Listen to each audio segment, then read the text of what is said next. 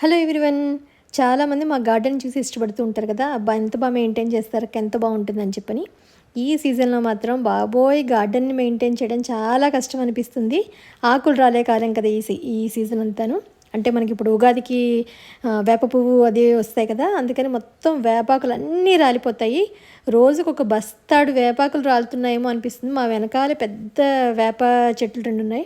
యాక్చువల్గా వేపకాయలు చాలా మంచిది, అబ్బా హ్యాపీ ఆరోగ్యంగా ఉంటామని అనిపిస్తుంది. కానీ మిగతా ఏ ఆకులు రాలేవు, కానీ వేప చెట్టు మాత్రం ఆకులు మాత్రం అసలు గార్డెన్ అంతా ఏదో పరిచినట్టుగాను గ్రీన్ అల్లా ఎండిపోయిన ఆకులతోటి నిండిపోయింది. పొద్దున్న తుడుస్తున్నాం మా మేడ్ మేము, సాయంత్రానికి 1 గంటకే మళ్ళీ మొత్తం గార్డెన్ అంతా ఆకులే ఆకులు.